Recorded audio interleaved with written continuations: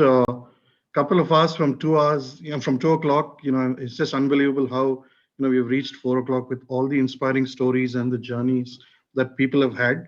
And it's basically setting me up a little, being a little nervous here to run this panel, because the speakers, prior to this have really set a benchmark and have done an amazing job, right from, Sridharanji to basically Dr. Sanjay and Mayank. Terrific. So I'd like to thank all the speakers. And I'd like to thank Praveen, for having us here, and also Rajeshji, I think you've been terrific. So we've got long associations with MTC, and MTC is a very close to our heart in terms of the platform that it allows all of us as practitioners.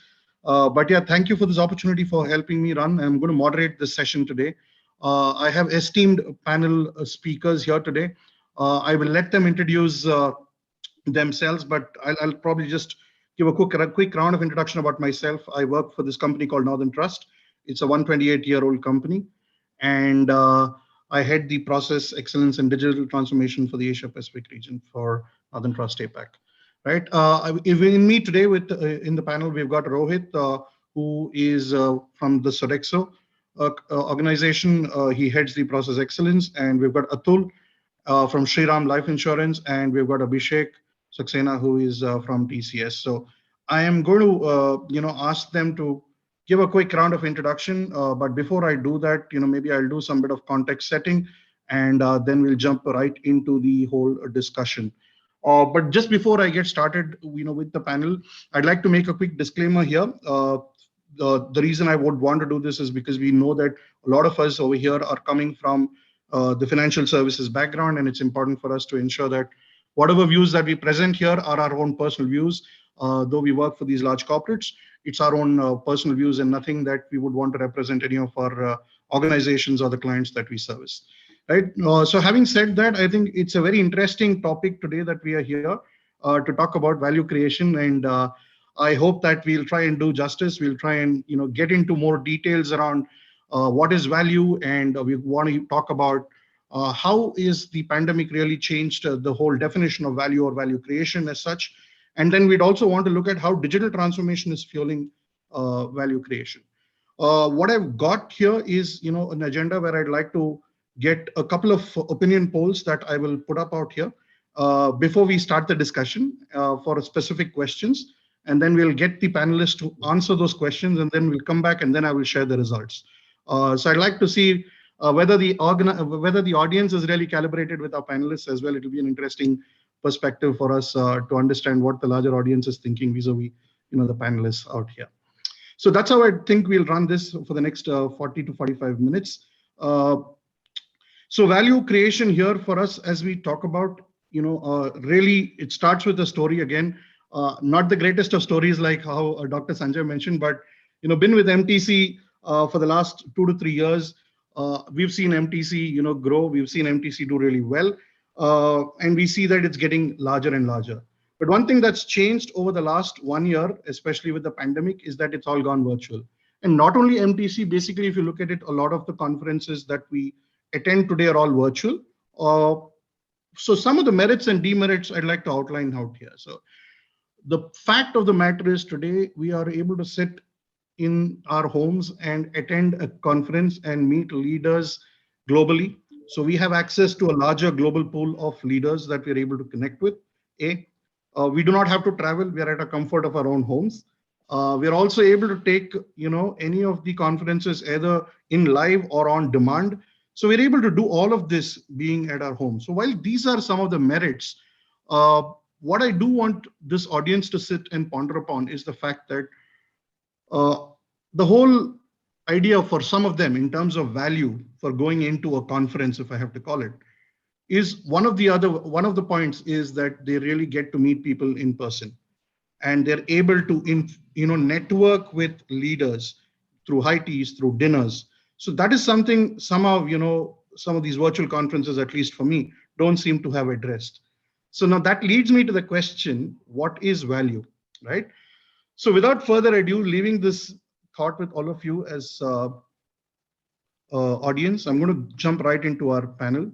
And I'd like to first, go around starting with Rohit, then with Atul, and then to Abhishek, to really quickly introduce themselves and just throw a little perspective of what they think is value or value creation according to them, and then we'll delve a little deeper.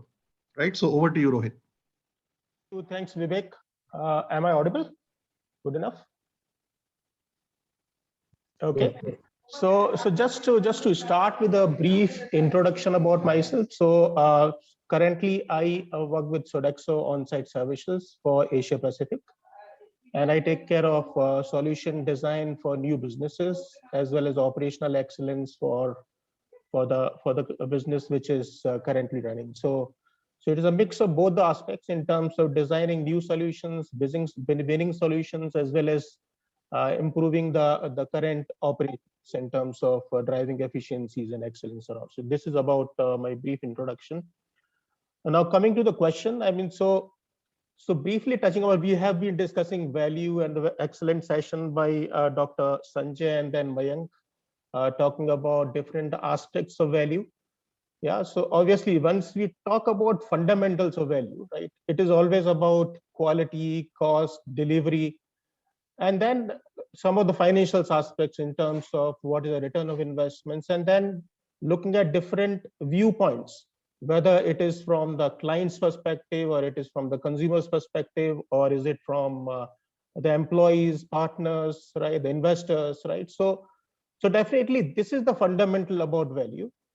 But probably I thought, let me just a bit narrow down or just bring a different angle to it in terms of the business models, right? So if you look at the model, say for example, if it is a business B2B kind of a business, right?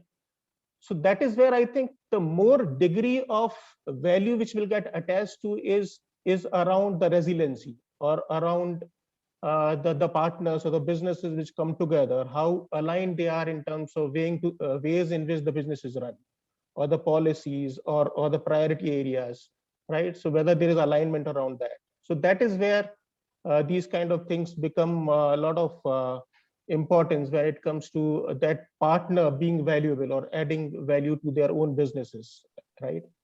And then other aspect is around B2C, right? Wherein there is a connection with the direct end consumer, correct? So that is what I think is, when it comes to consumer, it is more to do with the experience, right? Right from acquiring the service and then a service or a product, as well as what happens once the service or the product is bought, right? So it is all about how that experience is taken or viewed by the customer or the end user. Yeah, so that's my few points in my opinion. Yeah. Thank you. Thanks, Rohit. I think that is, that sets well, from a context perspective in terms of what you think. So we'll quickly jump on to Atul. We'll hear that, and then we'll, move on to Abhishek.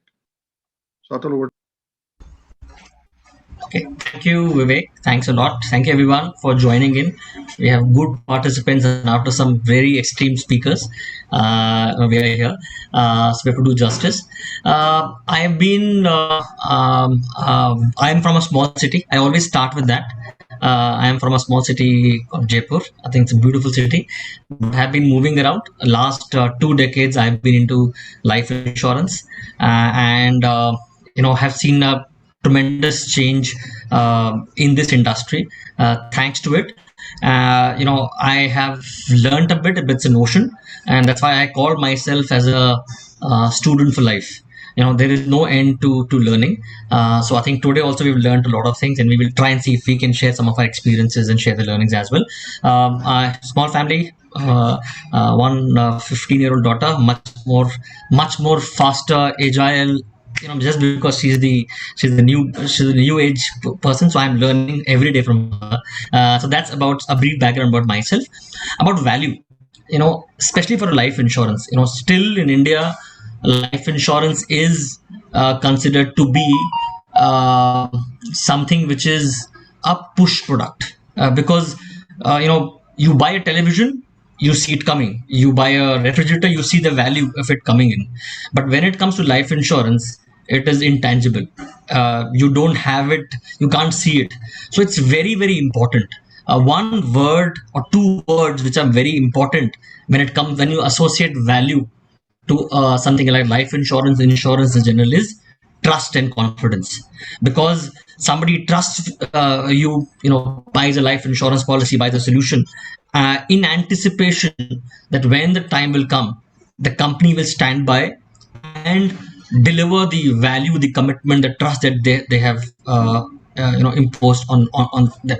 So I think when it comes to life insurance, trust and confidence, I look at. So I associate value to uh, giving the trust, and then standing by it when it is there. So when it comes to when a policy matures, the customer expects that he's been waiting, there is a dream attached to it, to the proceeds that he will get.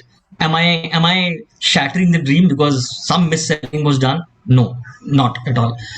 When it death happens, the family at times don't even know, and we have seen, and we took a pride when when one of the martyrs of the country who were on the border had a uncertain events happened, and the family were in a shambles.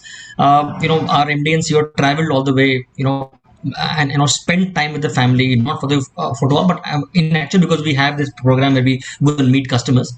The kind of, we can't, it was just a small thing, we had to pay the claim, but we went out of the way and we shared the grief of the family. So I think for me this is value. While in technical terms, there are various stakeholders in a life insurance. You have policy holders, you have distribution partners, you have they have reinsurers, you have employees. But for me, customers is the key, and confidence and trust. That's my take on that. Vivek, thanks. Thank you, Atul. I think it's very clear, especially coming from an insurance background, and I do have some experience in insurance, and I can kind of resonate with some of the thoughts that you mentioned around trust, confidence. These mean value, right? So I'm going to hold on to some thoughts because we'll dwell on this a little more deeper, but we'll turn it over to Abhishek to understand from his perspective, how does he see value or value creation, and what's his definition? And before that, if you could just give us a quick round of introduction, because I know all of these panelists are here who are there or basically all having more than 2 decades of experience, in their own field, and they're coming from diverse fields. So over to you, Abhishek. Thank you, Vivek. First of all, can you hear me? Can you hear me right? Perfect, thanks. So first of all, thanks for this opportunity to be part of this panel. And we had some inspiring sessions today, especially Dr. Sanjay Arora was quite inspiring. And I will not get into the value definition anymore. Okay, what I wanted to talk about is value is about, I would say the value is directly proportional to keeping things simple when you need it, and it solves a basic problem, okay, at that particular point of time. And it's inversely proportional to price, okay? And I will explain you why I say that. If you have to worry about the price of your product, then your value is not there. Then the value is missing. Because things which may have value, you don't have to worry about price, because people give premium price for that. And iPhone is the best example of it. Means there was no need. Means people bought iPhone when people had already had one phone, but they wanted to buy iPhone because the value it brought with it. Okay, means you could see people queuing outside shops because they wanted to buy, and nobody could really define the value of iPhone as such. Okay, it's simple. It gives you immense experience, and it's something which didn't displace anything drastic, but it's innovation at the end of the day.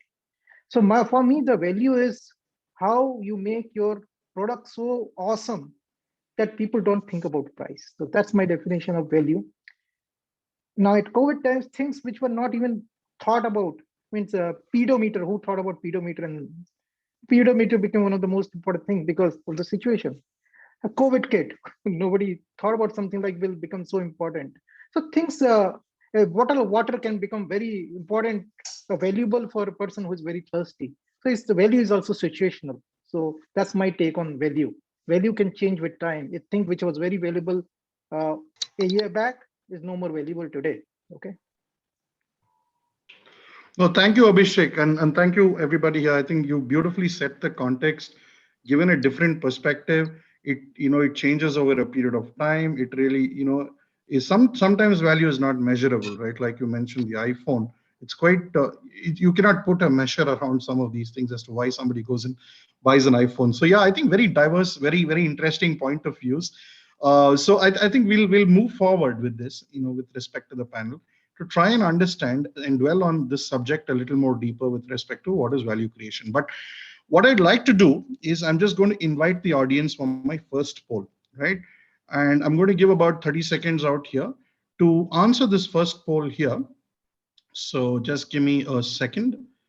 I'm going to launch the poll out here. So we would give questions coming up.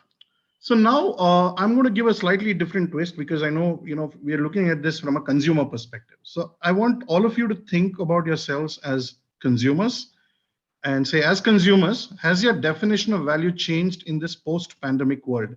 Once we've laid out the definition, we want to really dwell in terms of what's changed in the post-pandemic world.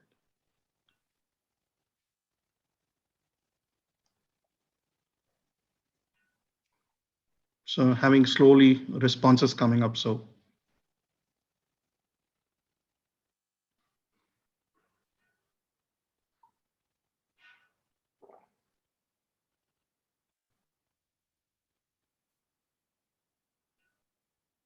I'll give it another 10 to 15 seconds because I know there are a few more.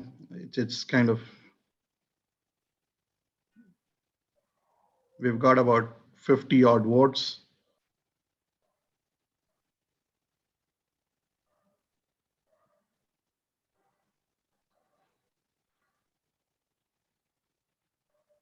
Okay, I'm going to end the poll here, but I'm not going to share the results, guys. What I'm going to do is I'm just going to hold on to this poll for some time, and I'm going to come back to this and we'll hear our panelists and what their view is. So now we've got this very interesting question which came up on the poll. So out to you, the leaders out here, especially our esteemed panelists, I'd like to understand from your own perspectives, well, you have defined value in your own different realms. What do you think, from a perspective of, has the definition of value changed? Because in traditional terms, we kind of heard in the past that value means faster, better, cheaper. So, that was a traditional definition, right? So with all what's happening in the pandemic, world and post-pandemic world, as we call it, as consumers, as clients, as, organizations, all of these perspectives put together, are you seeing a shift in terms of this whole, value definition at this point of time? I'll go with, Atul first, if you don't mind, Atul, to pick this up, and then we'll, go around asking the other panelists as well. And feel free to jump in, Rohit or Abhishek, if you think you'd want to add a point of view.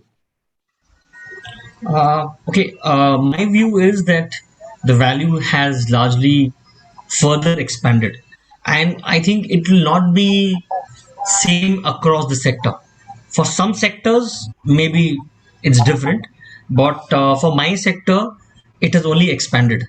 As I said earlier, also that earlier it was completely purely push. It was like the last thing I want is life insurance. Now we are seeing it as is gradually moving towards where customers are asking for it. They're understanding.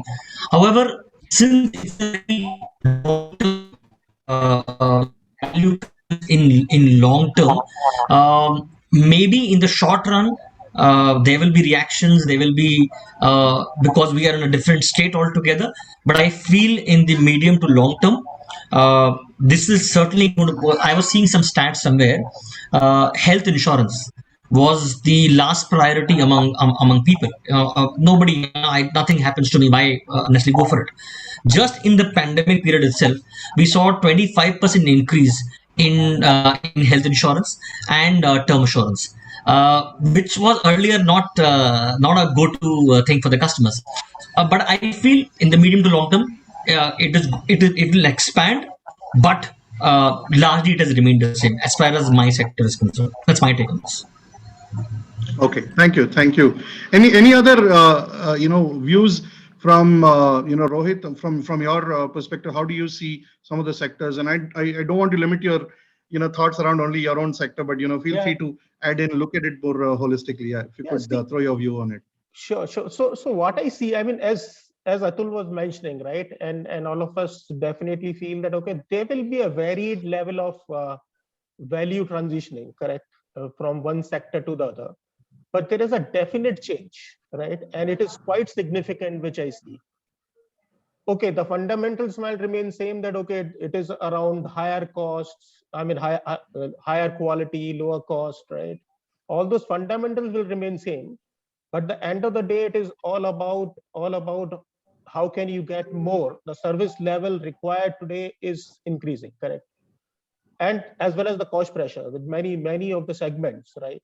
They have to look at their optimal resources or the resource constraints which are there. So there is definite change which is happening, and then which will have a subsequent change in terms of how your product and service is designed, right, to meet that need. It is no more an incremental change which you will need, right? For example, if it is a food delivery or food service, correct, it has to be completely touchless, right?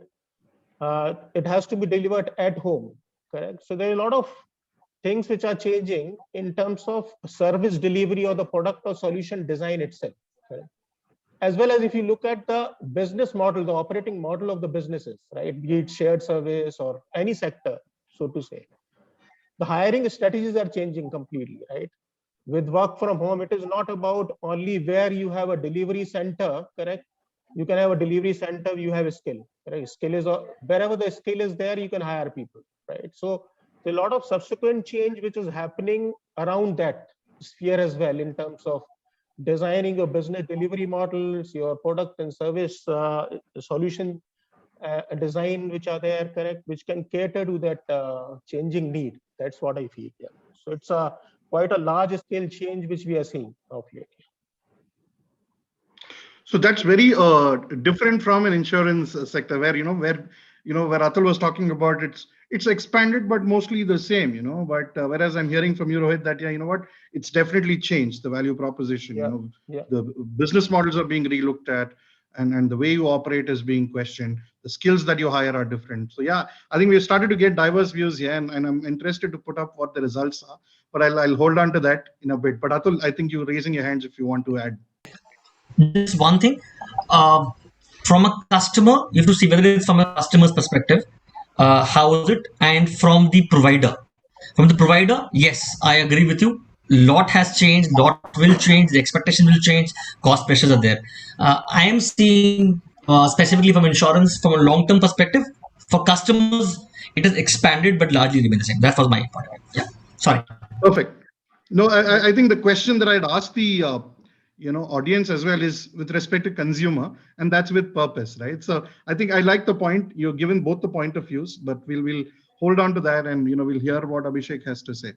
Abhishek, over to you. What do you think from your standpoint, I think about value proposition? complete expectation landscape will change post COVID. Means there is no doubt about it. Okay, we all have to rethink what was important for us 1.5 years back. Is it still relevant and important for us? And we have to see how things stabilize post COVID. Like Dr. Sanjay also talked about that. We have to be looking at vaccination, and we have to wear a mask. How long do we have to wear a mask is the question, because how long is the security or physical security is a concern, because that will also define how we consume. Okay, will we start going back to shops or not as a consumer? Okay, do we go back to hospitals or not?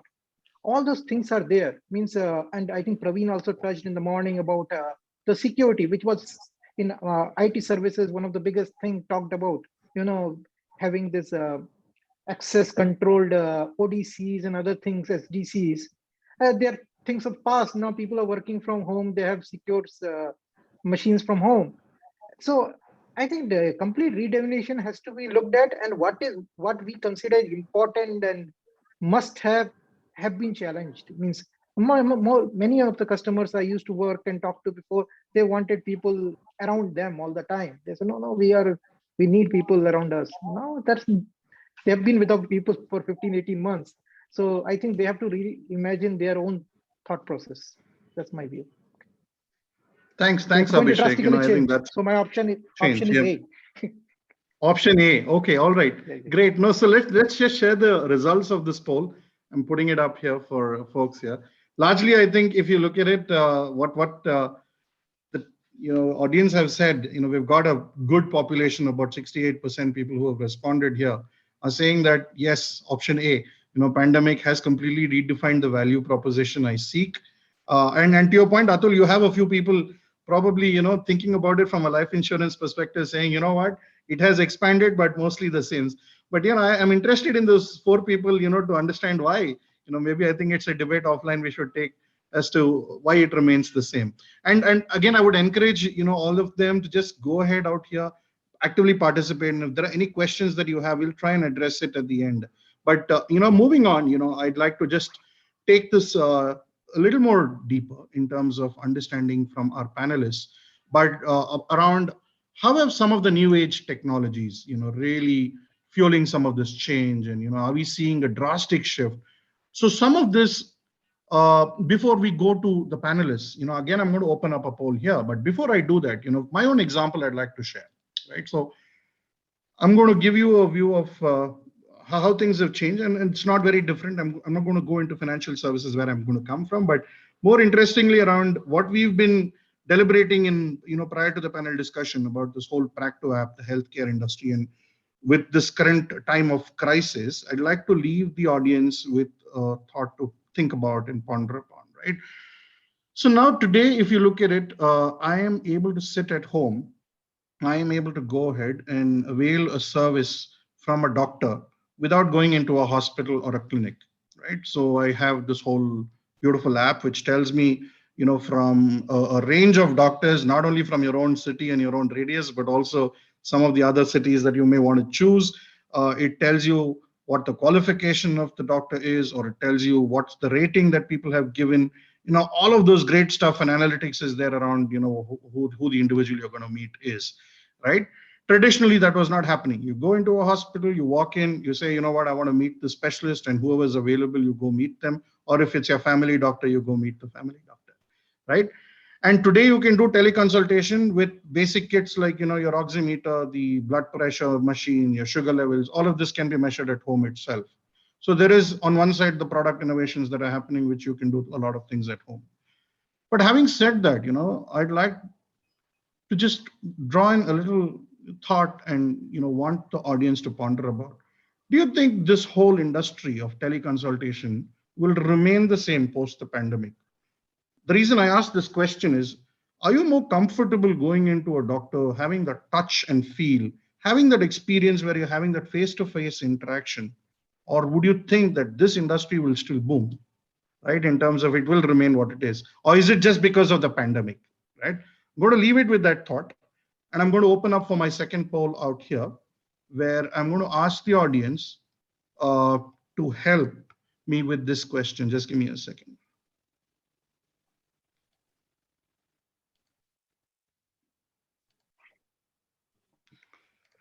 I'm going to open up the second poll out here. Now, again, I'm going to put you back in a spot where I'm asking you as consumers, how has acceleration in digital transformation impacted you? Do you see this as a positive change? Do you think, it's too fast? It's going to slow down post the pandemic? Or would you like to revert to the pre-pandemic as soon as possible?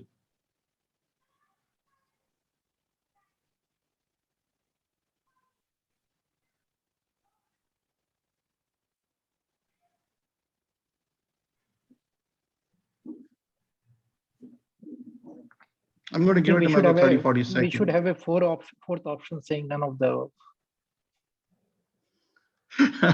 I'll let you talk about the fourth option, Abhishek, in a bit.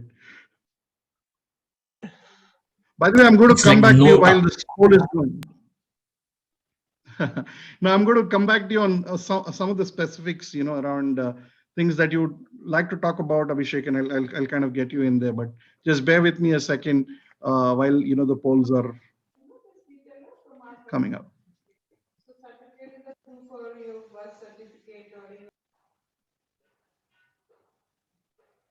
I would encourage a few more people to vote so that we cross at least the 70% to 75% mark. Okay. I'm going to end the poll here. And I'm going to turn it over first to Abhishek to just help us give a view And I'm going to also ask Abhishek, who's for a lot of people who don't know Abhishek, he's a huge fan of Indian cricket, and he keeps having his own YouTube channel and posts a lot of videos. Uh, Please try and see if you can give us some connections in terms of what you think, how analytics in this whole sports field has really transformed. Is maybe that is something that we want to relook at. Are we resetting the whole way that games are played? Maybe something around that you would want to talk about, Abhishek, or even for all of you who don't know, Abhishek has moved into managing the whole cloud platform. Is there something from cloud that you'd like to talk about as well? I'll turn it over to you first to give us your perspective of, do you see an acceleration in terms of digital transformation in the post-pandemic world? If yes, how is it impacted? Can we have your views, Abhishek? So you've given it 3, 4 areas. So I will be short. So first is going back to hospitals. I personally think most of the people will go back to hospitals. Okay, this online consulting will work, but healthcare is one sector where you want the touch and feel for sure. You need to anyway go for blood tests. You need to go for X-rays and other things. This is a so I don't think it will come back 100% back to pre-pandemic, but 80% I assume that it will go back. Okay, I think it's not by choice, it's by force right now. But there are other areas. So healthcare was one area you picked, so I answering that. Other areas it might be very different. IT, I believe work from home will be pretty much default. Okay, it will be the other way around. I think 2018 the other side. Then you talked about cricket a bit. So yeah, data analytics has transformed. I would say, the test stats, the way coaches are able to figure out the weaknesses of players. In fact, if you see the batting career of players is getting reduced because of data analytics, I would say, because people are able to find out the weaknesses, who is not able to play short pitch ball, who is not able to play a bouncer, and then they just target those gaps. Okay. So that is one. I think which ground is good for which player, where he hits most.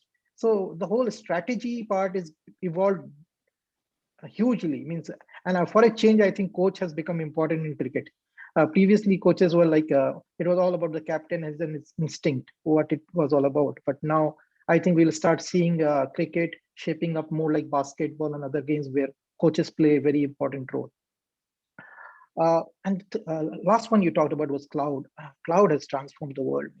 The initially cloud was, I think, a status symbol. Means most of the CIOs wanted to be go cloud because everybody else was going and they need to catch up the train.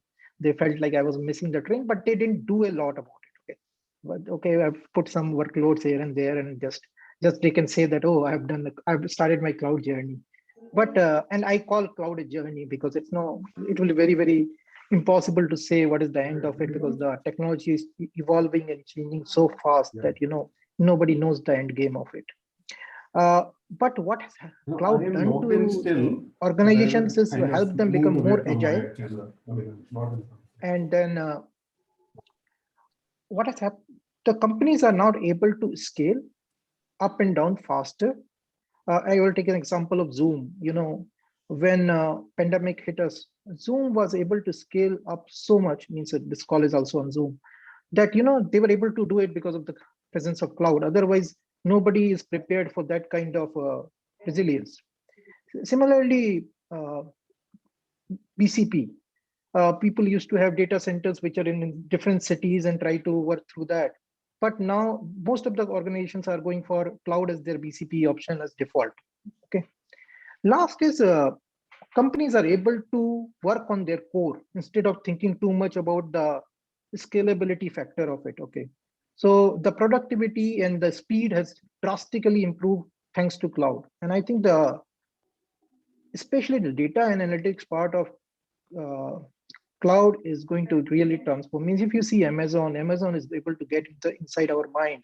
We search something and tomorrow you have so many options come up and you're not able to refuse. I mean, during pandemic, I think Amazon has captured all of us and our insights. So, So that's what I would like to summarize, because I'm a bit conscious of time. We have been running over time, but these 4 questions you gave to me, Vivek, these are my humble answers to them. No, thank you. I think the very, very well put. And a reason I kind of put those questions, I think we would like to get perspectives on a few examples, which I think will help our audience and, really get your perspective, because you have some of the expertise in that area, but really, really thoughtful. Thank you so much, Abhishek. I'd like to get to, Rohit, if you would want to just throw a little light, and then we'll, go to Atul, if that's okay. Yeah. So I think So what's your view? by listening to Abhishek, it looks like the data scientist will become a coach of Indian cricket or the cricket teams one day. So I would absolutely, I mean, the kind of traction what we have around data analytics and the predictive modeling, that is going to be multifold, right? So it is still under exploration,